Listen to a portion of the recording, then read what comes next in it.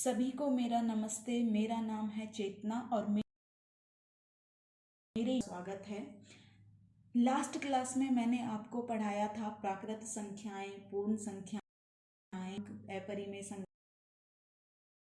Natural numbers, whole numbers, rational numbers, irrational numbers and integers. Okay, तो आज हम उससे आगे पढ़ने वाले हैं। तो सबसे पहले जो टॉपिक है वो है अभाज्य संख्याएं। ठीक है, क्या है? अभाज्य संख्याएं। ओके, सबसे पहले है अभाज्य संख्याएं। इंग्लिश में इनको बोलते हैं prime numbers. Okay, prime numbers. अभाज्य संख्याएं क्या होती हैं? अभाज्य संख्याएं वो संख्याएं होती हैं जिनके केवल दो गुणनखंड होते हैं। ओके, अभाज्य संख्याएं वो संख्याएं होती हैं जिनके केवल दो गुणनखंड होते हैं, या फिर हम बोल सकते हैं जो केवल एक से और अपने आप से डिवाइड होती हैं। ठीक है, जैसे कि 2। अब देखो 2 या तो 1 से डिवाइड होगा या फिर अपने आप से डिवाइड होगा, मीन्स 2 से डिवाइड होगा। तो 2 क्या हो गया? एक अभाज्य संख्या है। 2 क्या है? एक प्राइम नंबर है। ठीक है, नेक्स्ट 3। 3 भी देखो, या तो 3 1 से डिवाइड होता है या फिर 3 अपने आप से डिवाइड होता है, मीन्स 3 से डिवाइड होता है। तो 3 भी क्या है? एक प्राइम नंबर है। नेक्स्ट 7। 7 या तो 1 से डिवाइड होगा या 7 से डिवाइड होगा, तो 7 भी क्या है? एक प्राइम नंबर है। ठीक है, तो जो संख्याएं एक से और अपने आप से डिवाइड होती हैं वो क्या होती हैं? अभाज्य संख्या, उनको बोलते हैं प्राइम नंबर्स। जैसे कि 2, 3, 5, 7, 11, 13, 17, 19, 23, these are prime numbers. Okay,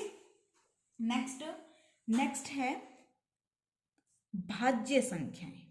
next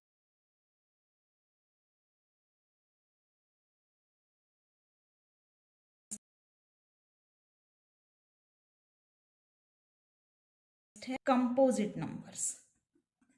ये होते हैं कंपोजिट नंबर्स। अब कंपोजिट नंबर्स क्या होते हैं? कंपोजिट नंबर्स होते हैं जिसके दो से अधिक गुणनखंड होते हैं। मीन्स अभाज्य संख्याएं क्या होती हैं? जो केवल एक से और अपने आप से डिवाइड होती हैं। ठीक है, बट भाज्य संख्याएं क्या होती हैं? जो एक से और अपने आप से तो डिवाइड होती हैं, वो किसी और नंबर से भी डिवाइड होती हैं। मीन्स एक से और खुद से डिवाइड होती हैं लेकिन किसी और नंबर से भी डिवाइड होती हैं। For example 4।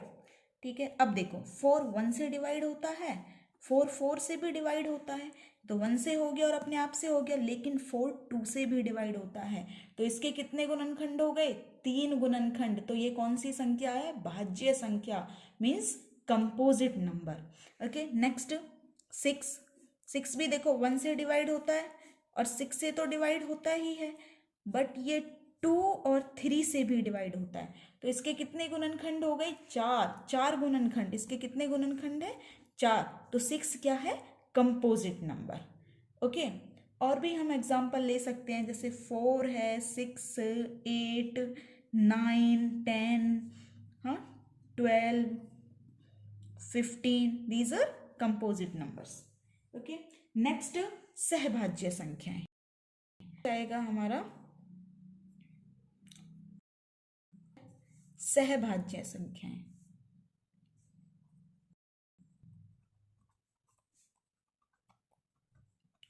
सहभाज्य संख्याएं ये क्या होती हैं? को प्राइम नंबर्स। इनको इंग्लिश में बोलते हैं को प्राइम नंबर्स। अब देखो को प्राइम नंबर्स क्या होते हैं? को प्राइम नंबर्स उन नंबर्स को बोलते हैं जिनका HCF 1 होता है। ठीक है, या फिर जो नंबर्स केवल 1 से ही डिवाइड होते हैं। इसमें हम कोई भी पेयर लेते हैं। पेयर मीन्स कोई भी दो नंबर लेते हैं, जैसे कि 2 और 5। ये पेयर हो गया, ये 2 है, ये 5 है। ठीक है, दोनों का HCF क्या है? देखो HCF of 2 and 5 equal to 1। 2 और 5 दोनों संख्याएं केवल 1 से ही डिवाइड होंगी, ठीक है, किसी और नंबर से दोनों संख्याएं डिवाइड नहीं होंगी, 1 से डिवाइड होंगी, ये दोनों सिर्फ 1 से ही डिवाइड होंगी, इसलिए ये क्या है, को प्राइम नंबर। नेक्स्ट देखो 8 और 9, 8 और 9 ये भी 1 से डिवाइड होंगी, मीन्स इनका HCF भी क्या है, 1 है, तो ये भी क्या होंगी, को प्राइम नंबर। नेक्स्ट 20 और 29 का भी HCF कितना है, HCF of 20 or 29 is equal to 1. Therefore, 20 and 29 are co-prime numbers. Okay? तो सहभाज्य संख्याएं क्या होती हैं, जो सिर्फ 1 से ही डिवाइड होती हैं या जिनका HCF 1 होता है, जिस पेयर का HCF 1 होता है वो क्या होती हैं, को प्राइम नंबर्स या सहभाज्य संख्याएं। ठीक है, ओके। अब मैं आपसे एक क्वेश्चन पूछती हूँ, इसका आप जवाब देना, कमेंट बॉक्स में इसका आंसर लिखना। ठीक है, कौन सी संख्या को प्राइम है, क्वेश्चन है कौन सी संख्या सहभाज्य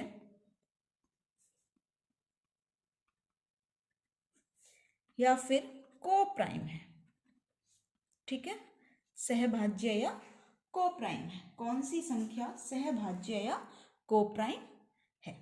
तो फर्स्ट ऑप्शन है 15 एंड 18, सेकंड ऑप्शन है 42 एंड 84, थर्ड ऑप्शन है 54 एंड 59 एंड फोर्थ ऑप्शन है 27 एंड 81। तो इनमें से कौन सी संख्या को प्राइम है। अब देखो फर्स्ट ऑप्शन देखो, 15 और 18 3 से डिवाइड होते हैं, हाँ 1 से भी डिवाइड होते हैं, 3 से भी डिवाइड होते हैं, तो इनका HCF 1 नहीं है, इनका HCF कितना हो गया, इनका HCF हो गया 3, HCF 1 नहीं है तो ये को प्राइम नहीं है। ठीक है, 42 एंड 84 देखो ये 42 से ही डिवाइड हो जाएगा, 42 से 42 भी डिवाइड होगा और 84 भी डिवाइड होगा, मीन्स दोनों का HCF 1 नहीं है तो ये भी को प्राइम नहीं है। नेक्स्ट 54 एंड 59, 54 एंड 59 इनका HCF 1 है। अब कोई भी नंबर लीजिए, कोई भी नंबर ऐसा नहीं है जो 54 और 59 दोनों को डिवाइड कर सके। ठीक है, तो इनका HCF 1 है तो ये क्या होंगे, को प्राइम नंबर्स। नेक्स्ट 27 और 81, 27 और 81 इनका HCF भी 1 नहीं है, हाँ क्योंकि ये 3 से भी डिवाइड होती हैं, 27 से भी डिवाइड हो जाएंगी, ये 9 से भी डिवाइड हो जाएंगी। ठीक है, तो ये भी को प्राइम नहीं है, तो option 3 is correct, 54 and 59।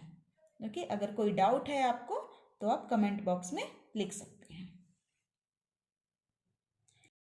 Next है सम संख्या, इवन नंबर।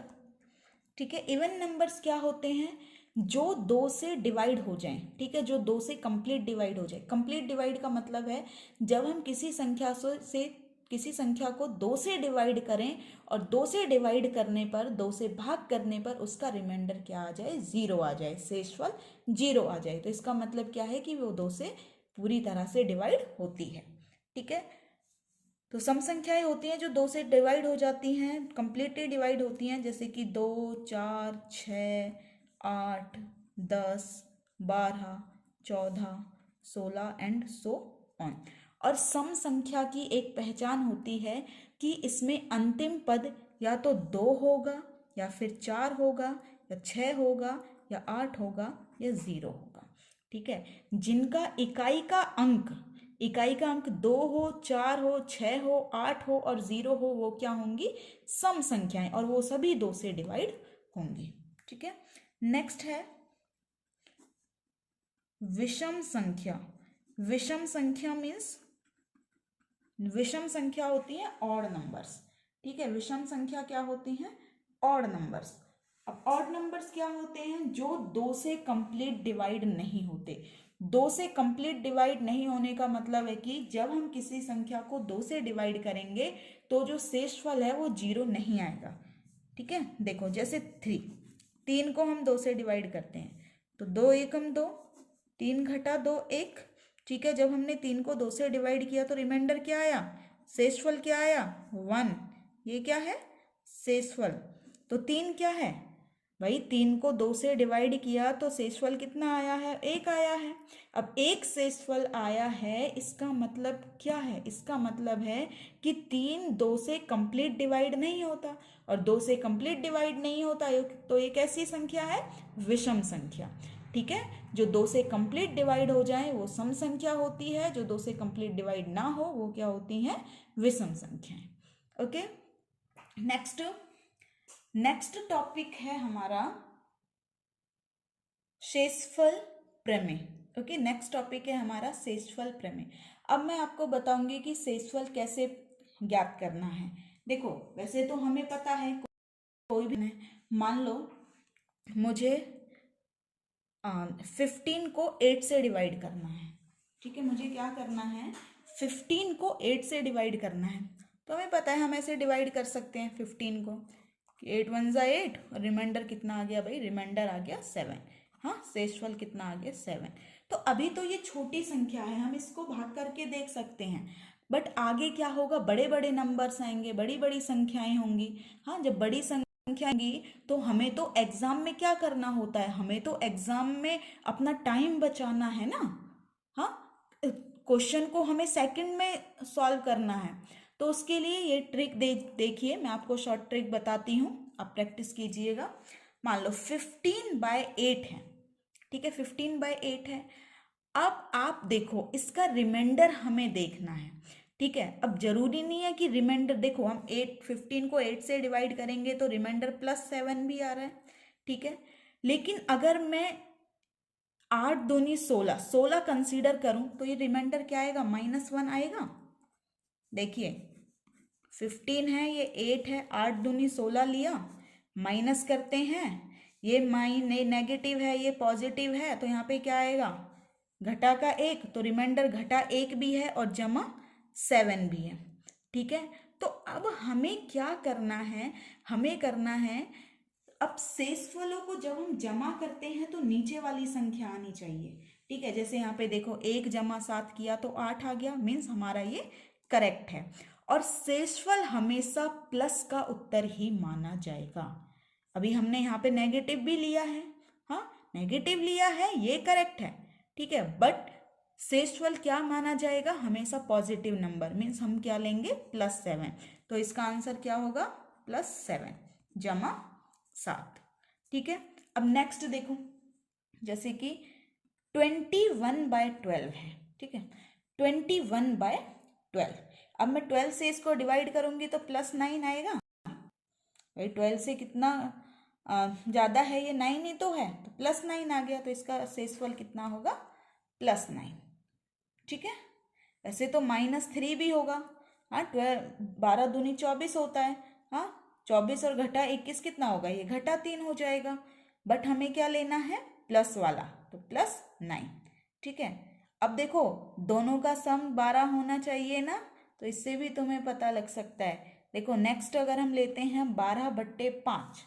ठीक है, अगर मैं 5 दूनी 10 करती हूँ तो ये जमा का 2 आएगा, जमा 2 को राइट साइड में लिखना। ठीक है, अब देखो इनका सम 5 और ये 2 है, तो ये कितना आना चाहिए, यहाँ पे घटा के 3, या फिर कर सकते हो 5 तिया 15, 12 घटा 15 घटा 3, बट आंसर क्या होगा, जमा 2। ठीक है, अब एक बड़ा नंबर लेते हैं हम, जैसे कि 27 × 45/12। इसको सॉल्व करो, 27 × 45/12। अब इसमें देखो, इसको कैसे सॉल्व करना है, 27/12 लिख लो और 45/12 लिख लो। ठीक है, तो इसमें क्या करना है, अब 12 से इसको डिवाइड करेंगे। देखो 12 दूनी 24 होता है, अगर 12 दूनी 24 लेंगे तो ये क्या हो जाएगा, जमा के 3 हो गया। ठीक है, अगर हम 12 तिया 36 लेंगे तो ये घटा के 9 आ जाएगा, रिमाइंडर। ठीक है, अब 45 को भी डिवाइड करो भाई, 12 से भाग दो 45 को भी, तो 12 से भाग देंगे तो देखो, अगर हम इसको लेते हैं 12 तिया 36 तो +9 आएगा। अगर हम इसको लेते हैं 12 चौक 48, 48 लेंगे तो ये कितना आएगा, घटा के 3 आएगा। ठीक है, तो अब देखो क्या आ जाएगा 3, ये हो गया 3 इंटू -3 बटे 12 बराबर 3 तिया 9, 9/12। ठीक है, बट 9/12 तो हम ले ही नहीं सकते।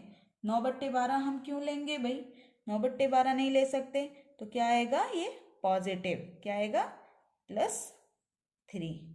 ओके, इनमें से कोई भी दो ले सकते हैं बेटा। ठीक है, कोई भी दो कंसीडर कर लेना इसमें से। ठीक है, आंसर क्या आएगा +3 ही आएगा।